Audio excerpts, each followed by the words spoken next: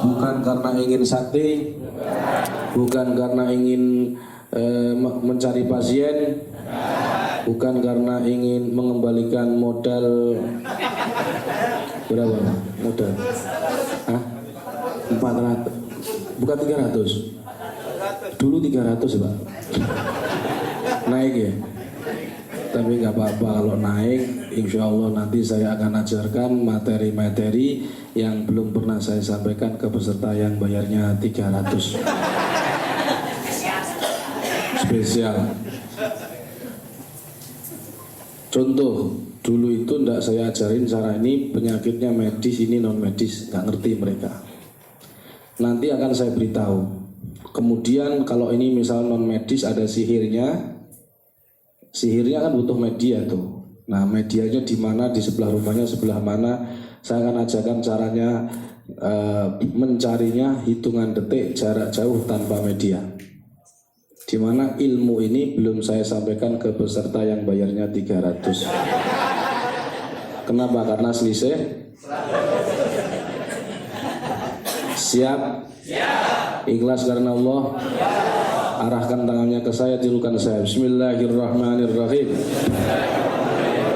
Yang nggak melihat saya supaya bisa melihat, dia agak mikir-mikir dikit lah supaya bisa melihat, supaya nanti ibaratnya kalau murabitohnya biar kuat dan biar hasil maksud. Bismillahirrahmanirrahim. Asyhadu an la ilaha illallah وأشهد أن محمد رسول الله رضيت بالله ربا وبالإسلام دينا وبمحمد نبيا ورسولا وبالقرآن حكما إماما وشفاء وبالكعبة قبلة وبالمؤمنين إخوانا. Nanti kalau saya mengatakan ajaztukum, panjenengan jawab qabiltuha, begitu ya? Enggak tadi bagaimana? Pokoknya itu. Berdoa ajaran Allah. Ajaztukum hadhihi ar-ruqyah al-sunnah wal jamaah. Al-Fatihah. Alhamdulillah rabbil alamin. Iyyaka na'budu wa iyyaka nasta'in. Ihdinas siratal mustaqim.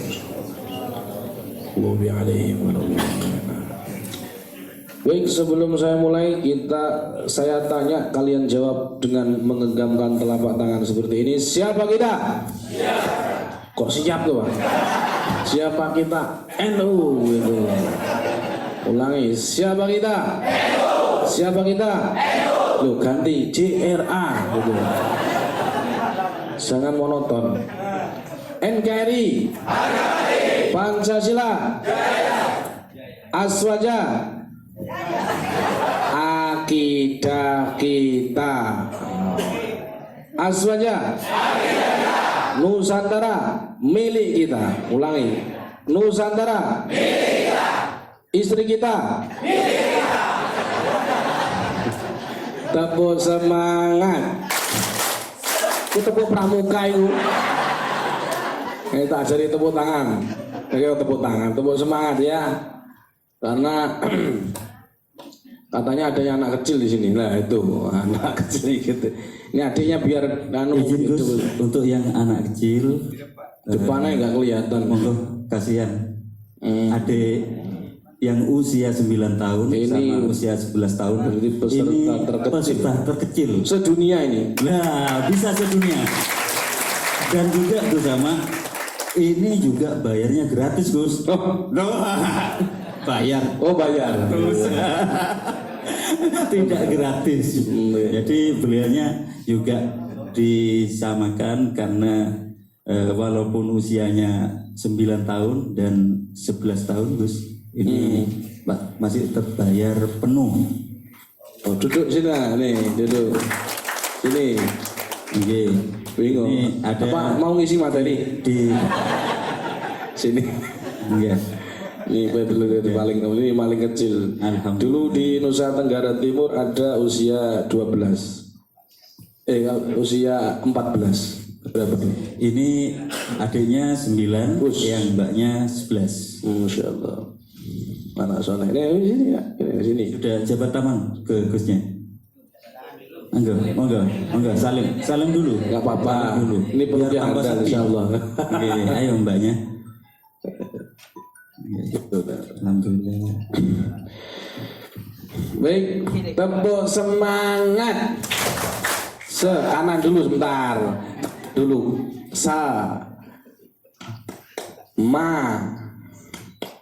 Ngat. Karena ada kenik anak kecil, Pak, biar semangat. Semangat begitu ya. Oke, tepuk semangat. Semangat. Semangat. Nah, gitu loh. Oh ya, biar tambah semangat. Kurang keras. Tepuk semangat.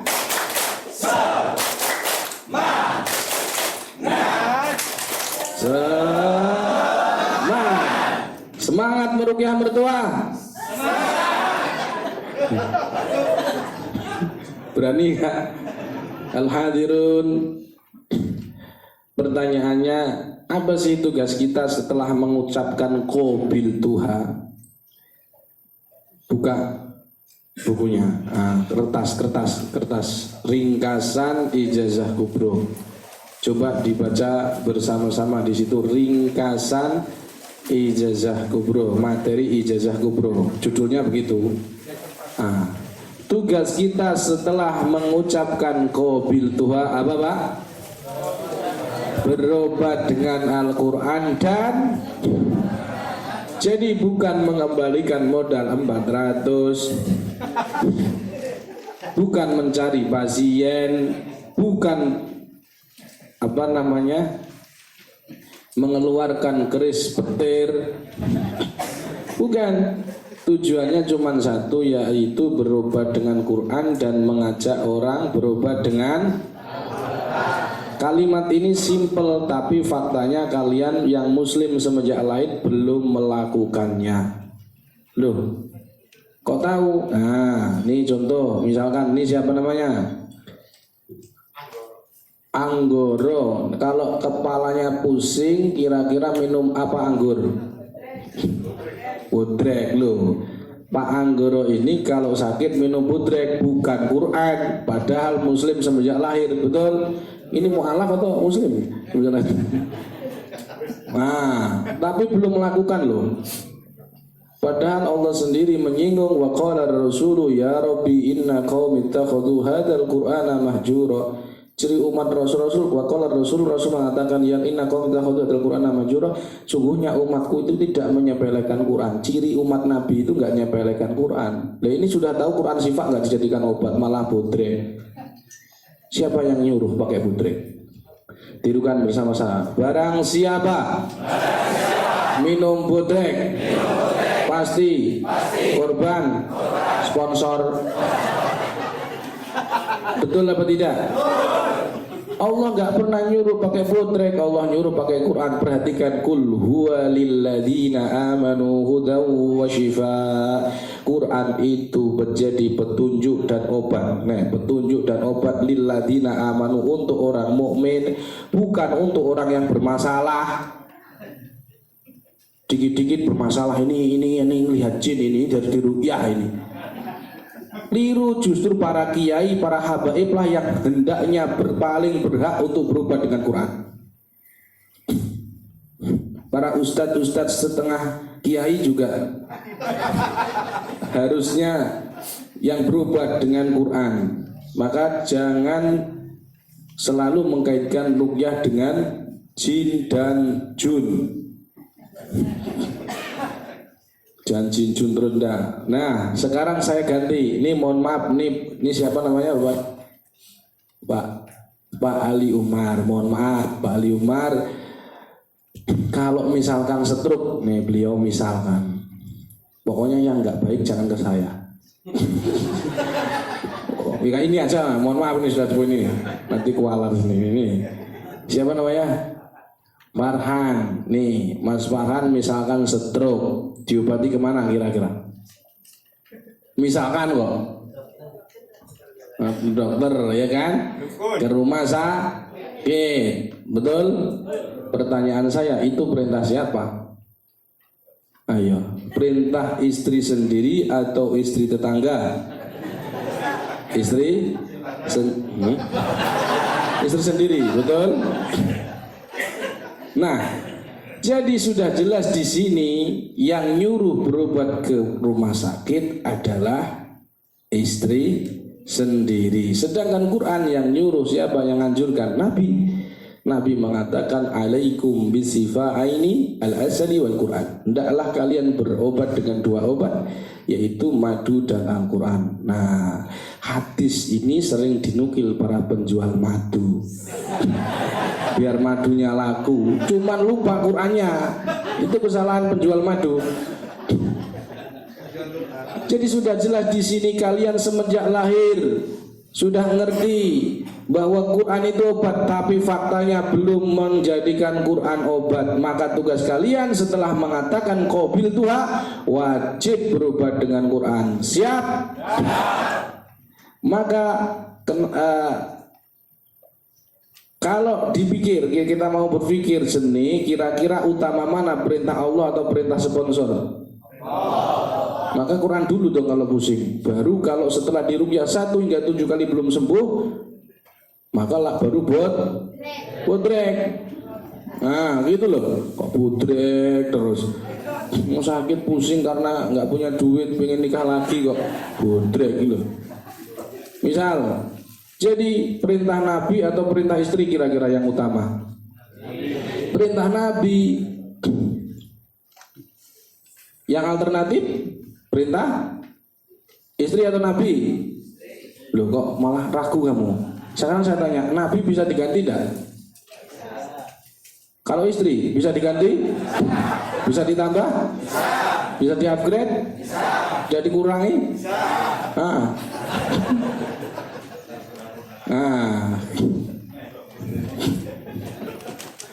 Maka dari itu ayul hadirun, pengobatan ruqyah tidak boleh disebut pengobatan alternatif karena perintah Allah dan Rasulnya. Mikir, masa Allah dan Rasulnya alternatif? Ini kalau nggak sembuh sudah ke rumah sakit, sudah ke putek kimiawi, herbal lab, NASA, HPAI, semua dimakan, nggak sembuh-sembuh kan baru diruqyah. Ini keliru.